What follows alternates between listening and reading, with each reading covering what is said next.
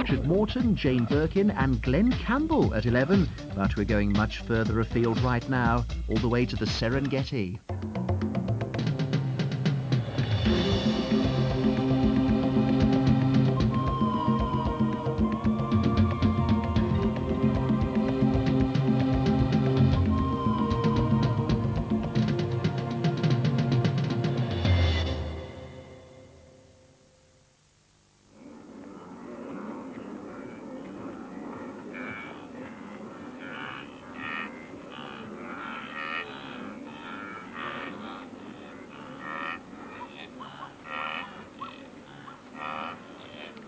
A sea of African grassland, covered by the greatest concentration of large animals anywhere on Earth, the plains of Serengeti.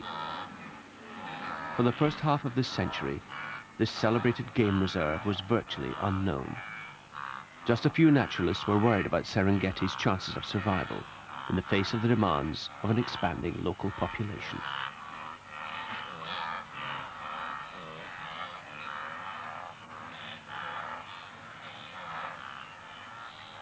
The turning point came in 1958, when the late Dr. Bernard Jimick, director of Frankfurt Zoo, made a detailed study of the ecology of the plains and published the best-selling book, Serengeti Shall Not Die.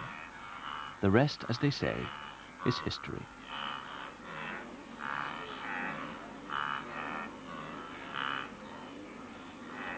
The plains of Serengeti lie to the west of the Rift Valley in Tanzania. They stretch for 160 kilometers from the volcanic crater highlands to the shores of Lake Victoria. More than 2 million large mammals live here, of which well over half are wildebeest.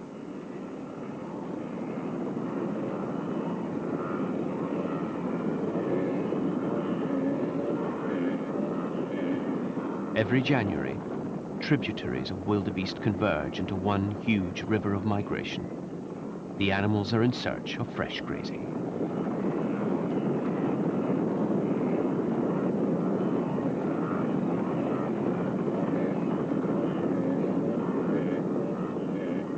It was this migration whose secrets the Jimicks first unraveled. They discovered its pattern and its purpose. Largely as a result of their pioneer work, the Serengeti National Park has achieved the security that it has today. It is now about the most comprehensively studied wildlife area in the world.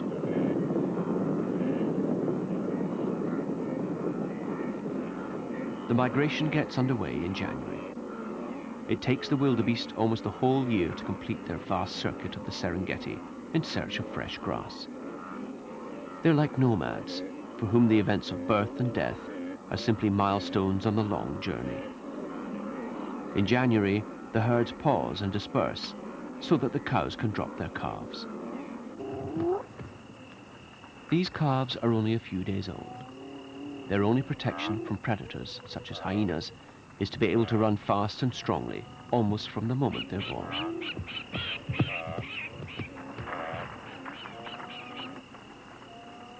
The jackal is a scavenger who's unlikely to attack a wildebeest calf unless it's very sick. He knows that with luck, he may find the remains of a lion or a hyena's kill. Enormous numbers of calves are taken by these large predators. Birth is something a wildebeest mother takes almost literally in her stride. Though she probably knows the jackal is only waiting for the afterbirth, its presence makes her uneasy.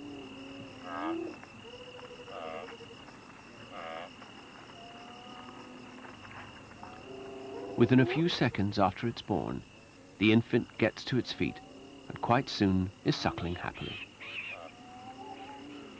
It's ready to follow her at once. When the migration moves on, it'll be strong enough to have a fair chance of escaping the killers who lurk all around.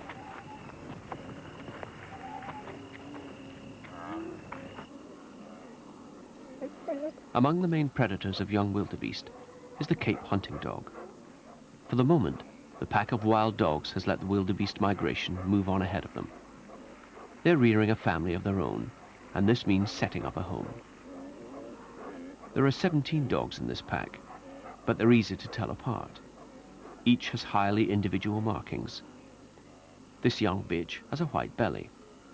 The white tip to the tail makes it easier for them to spot each other, especially in evening light when they do most of their hunting. Torn-ear is Whitebelly's mother. She's also the mother of a new litter of pups hidden safely in the den. Whitebelly's sister has fawn ears with large dark spots. This young male has the lightest coat of any dog in the pack. For 6 weeks past, Torn-ear has had to wait patiently for the pack to return from the hunt to feed her. She hasn't been able to leave the den all this time. She's had to stay at home to nurse and guard her litter of 10 puppies.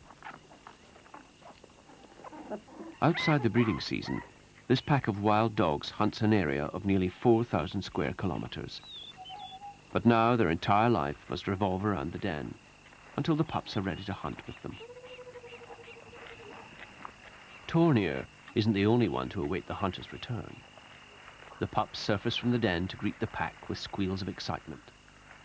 10 pups in a small den are difficult to keep clean, so periodically Torn-ear moves her family to a new hole. She doesn't excavate the den herself, but she finds an old aardvark or hyena burrow and simply enlarges it. She doesn't necessarily have to carry them all. Some will follow on their own. Her method of carrying the pups looks rough and ready, and often distinctly uncomfortable, but she's gentle as well as firm.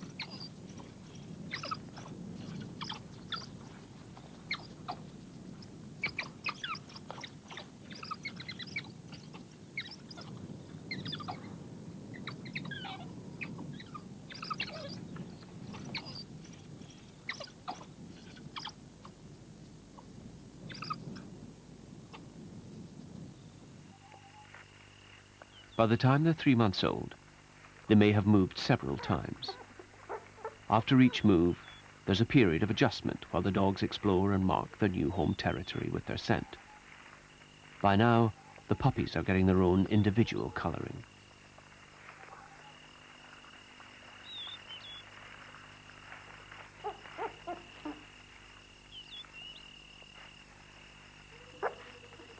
At dawn and dusk, the pack begins to get restless. It's time to hunt. The leaders climb to a vantage point. The plains are dry and the grass has been cropped short by the wildebeest who have moved on to pastures new. So the dogs must seek other quarry. Perhaps a Thompson's gazelle. Once an animal is marked down, it's only got about a 1 in 3 chance of escaping. With large prey, the dogs hunt as a pack. But a single dog can easily tackle a gazelle on its own.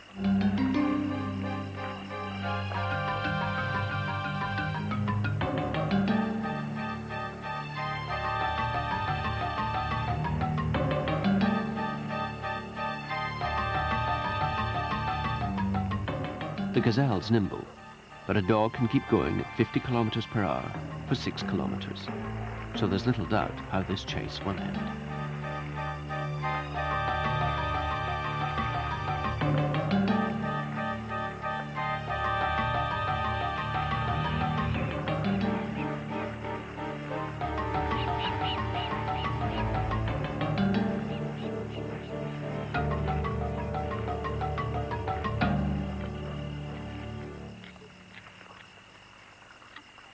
Compared with lions, hunting dogs kill their prey quickly.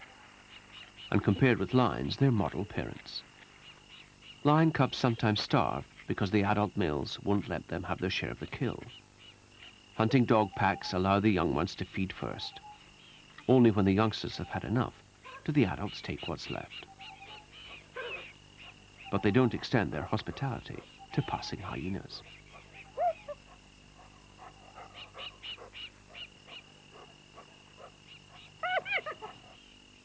By now, the pups can occasionally be left at the den to fend for themselves. Any stranger who ventures near is treated with curiosity and caution. An Egyptian vulture has landed nearby, perhaps looking for scraps from the last kill. He's probably harmless, but one pup isn't taking any chances and gets ready to duck for cover. But in any litter, there's always one who's bolder than the rest.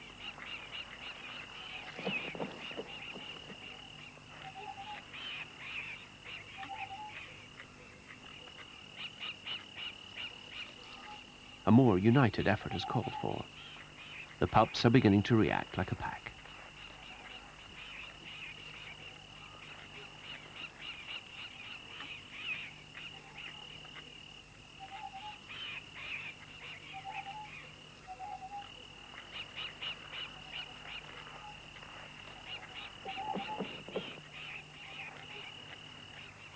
In a pack, quarrelling and fighting is a wasteful exercise. So the dogs instinctively adopt a series of signals to each other that ensure peace. Ears laid back and a springy gait is a friendly greeting by adults returning from a kill. Finally, Torn Ear arrives and waits for her pups to come to her to be fed.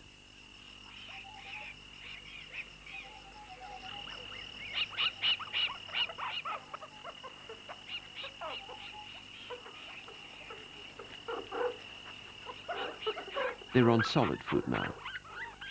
She regurgitates some of the meat from the kill.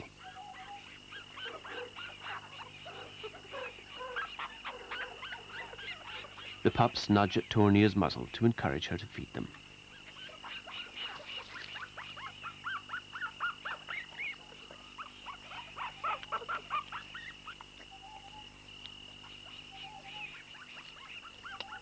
Now they're about 3 months old. She no longer supplies them with milk. They fight and squabble over the meat as they begin to establish a seniority among themselves.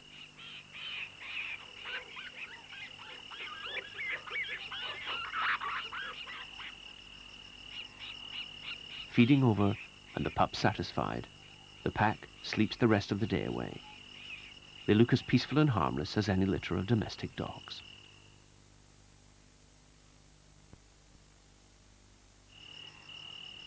The pups are nearly old enough to leave their home territory and begin to roam the Serengeti with the pack. Soon they will be able to catch up with the wildebeest migration and learn to kill for themselves.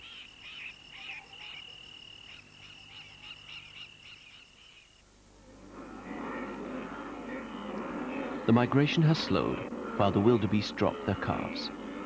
Now the million-strong herds are on the move once again. Each year they are drawn on by the lure of richer grazing ahead. Each year their incredible journey follows the same route.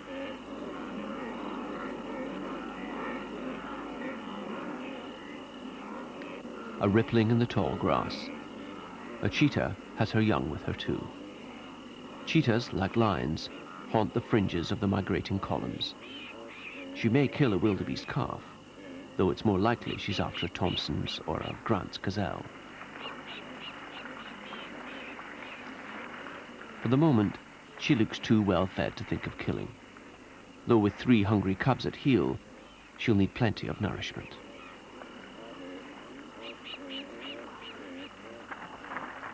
The grassland of the Serengeti is capable of sustaining more large mammals per hectare than anywhere else in the world. This isn't because the grazing is particularly rich, but rather because many species can make use of it in different ways. Impalas are usually found in sparsely treed areas and do best on the grasses that grow there. Each species of antelope tends to eat a different plant or even different parts of the same plant.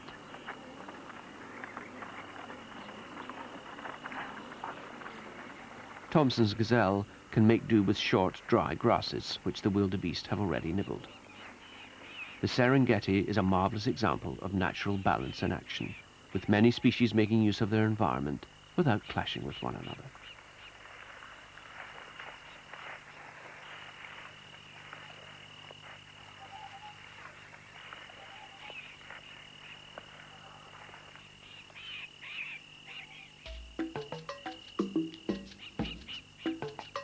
Just a little way from the gazelle, a male Corrie bustard displays to his mate.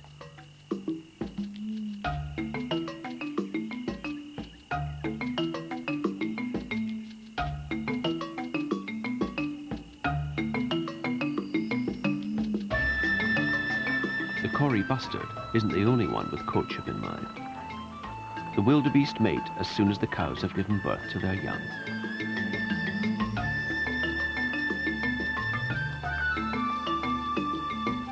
Rutting becomes just a facet of the migration, like everything else the wildebeest do.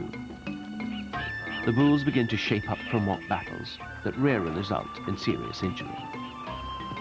These sparring matches are simply to impress rivals and lay claim to the biggest possible share of females.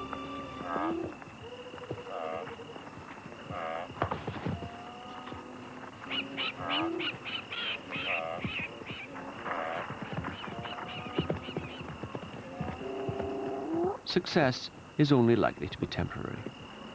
This bull is possessively circling his hard-won harem. But when the herd moves on again, he'll lose his females. At the next halt in the long trek a few days later, he'll have to go through the butting and charging process all over again.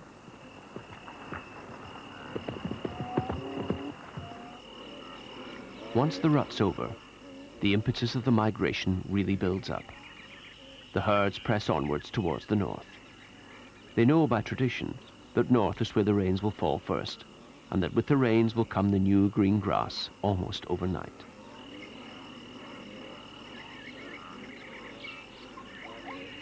They feed mainly in early morning and late evening. During the heat of the day, they search out what sparse cover they can find beneath the trees. Family parties of zebra move with them.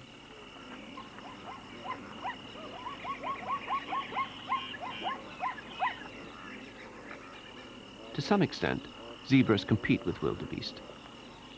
Both species are particularly fond of the Serengeti's red oat grass, but usually there's enough to satisfy them all.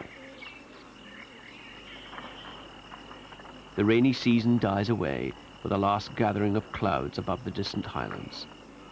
Now is the time when the herds make the most of the flush of new grass. When the fresh grasses have been grazed flat, they'll move north again to where the only rivers of the Serengeti flow. The calves born in January and February are well developed now and are growing stronger every day on the rich feeding.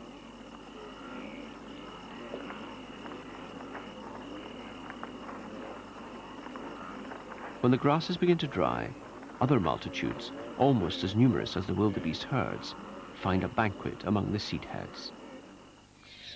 They're weaver birds, called quailias. Quailias sometimes reach plague proportions, like locusts.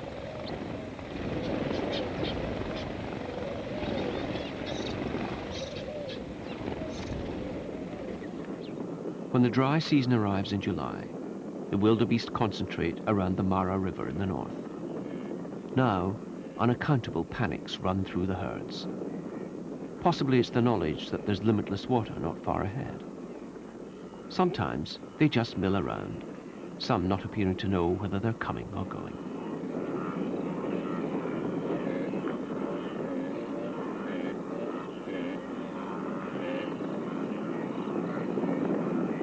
Finally, the river is within scenting distance.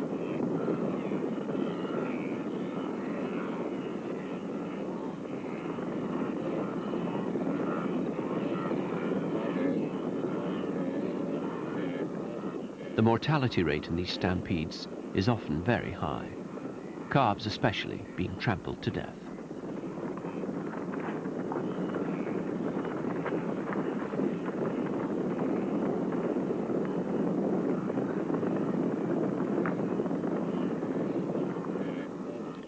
On the steep banks of the Mara River, the herds are brought to a temporary halt. Now, they'll have to face the river crossing.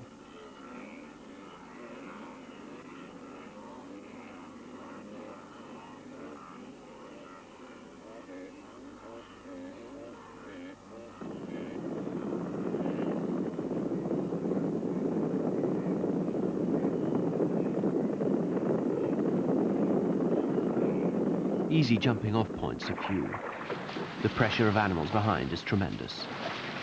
It's inevitable that many fall on their companions, breaking limbs, which means that they're bound to drown.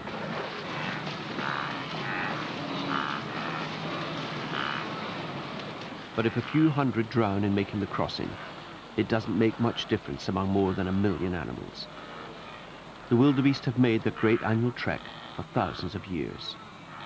despite the effect of lions, hunting dogs, hyenas, drought, and swollen rivers. There's only one force that could change that pattern: man. But thanks to the pioneering work of the Jimicks in the Serengeti and the continuing conservation efforts backed by the Tanzanian government, this great spectacle seems secure. Serengeti must never be allowed to die.